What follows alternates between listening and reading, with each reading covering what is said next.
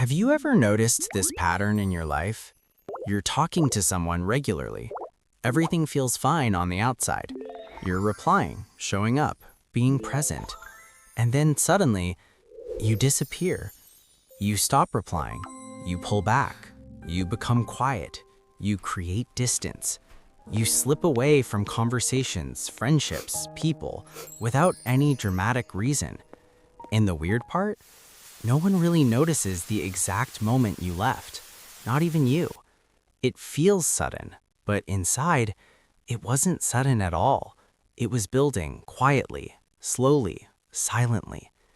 Today we're going to talk about why this happens, why people suddenly disappear, and why you pull away even when you don't want to. And trust me, there's a real psychological reason behind it. Part 1. Why it feels sudden, but isn't. People don't disappear overnight. Disconnection doesn't happen in one moment. It builds in tiny, quiet ways. It starts with feeling tired during conversations, feeling drained after being around people, feeling like you have nothing to say, feeling like you're not yourself around anyone. You start replying slower. You stop asking questions. You turn off notifications. You choose silence because silence feels easier. From the outside, it looks sudden, but inside, it was happening for weeks, sometimes months.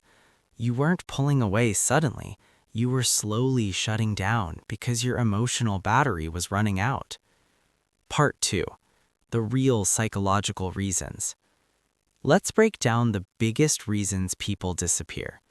Number 1. Emotional overload.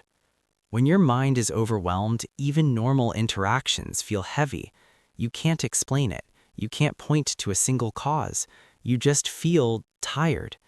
And when you're emotionally overloaded, your brain says, stop everything, pull back, shut down.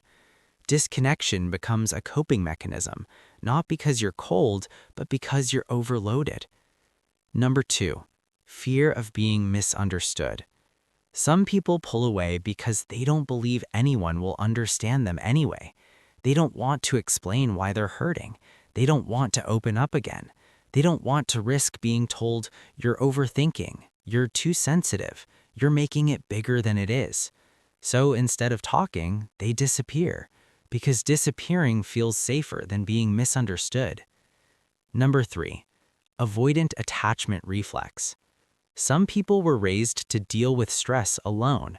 They learned, don't bother people with your problems, handle it yourself, don't rely on anyone.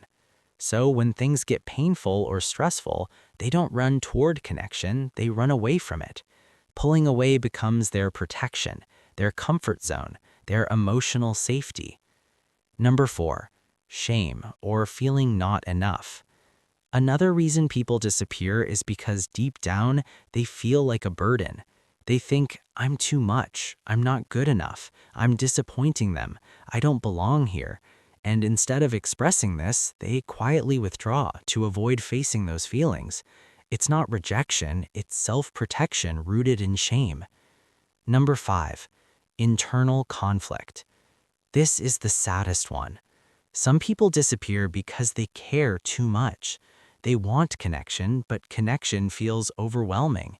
They want to stay, but something inside them says you're better alone right now. It looks like indifference, but it's actually emotional conflict, a push-pull inside the heart. Part 4. Why you pull away. Here's the part no one talks about. When you pull away, it's not because you don't care. It's because you don't want to burden anyone. You don't want to explain your pain. You don't want to disappoint people. You don't want to fake energy you don't have. You don't want to be seen at your lowest. Pulling away becomes a reset button, a silent break, a moment to breathe. But it also leaves people confused, and it leaves you feeling guilty because you didn't want to disappear. You just didn't know how to stay. Part 5. How disappearing shows up in real life. People think disappearing means ghosting, but most of the time it's subtle. It looks like not replying for hours or days, feeling too drained to start conversations, taking longer and longer breaks from people, canceling plans, avoiding calls, staying online but silent. I'll reply later, but later never comes. Not knowing what to say anymore, feeling disconnected even around people you love.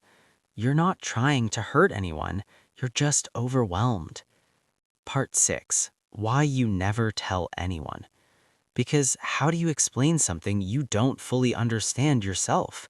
You don't want to look dramatic. You don't want to sound weak. You don't want sympathy. You don't want attention.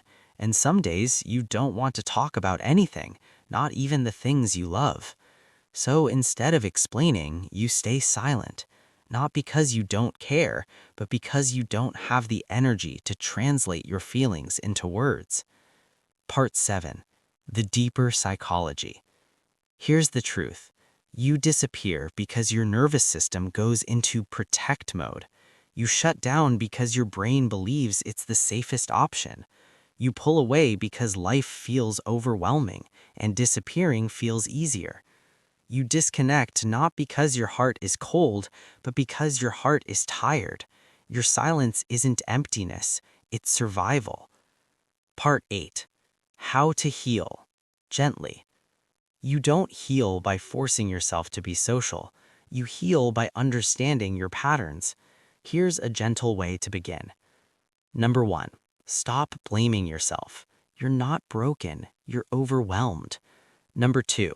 Don't disappear completely. Even a simple, "I need some time, but I'm okay," can save relationships. Number 3. Notice your triggers. Stress, overthinking, feeling judged, emotional burnout. Each one pushes you toward disappearing. Number 4. Go slow with people you trust. You don't have to open up fast. Start small. Share little things. Build safety. Number 5. Let connection be gentle, not forced. You don't have to be on. You just have to be present in small, honest moments. Final message. If you disappear sometimes, it doesn't mean you're cold. It doesn't mean you're heartless. It doesn't mean you don't care. It means you're human, with a heart that gets tired and a mind that needs space to breathe again. You're not avoiding people because you don't love them. You're avoiding because you're overwhelmed. And if you're trying, even slowly, you're doing better than you think. Take care of yourself. You deserve understanding. You deserve gentleness. You deserve connection that feels safe, not heavy. You're healing, even if you don't feel it yet. If this video resonated with you or made you feel understood even a little bit, please like the video. It really helps. And if you're new here, consider subscribing. I make simple human psychology videos every 3 days to help you understand your mind and feel less alone. Take care of yourself. I'll see you in the next one.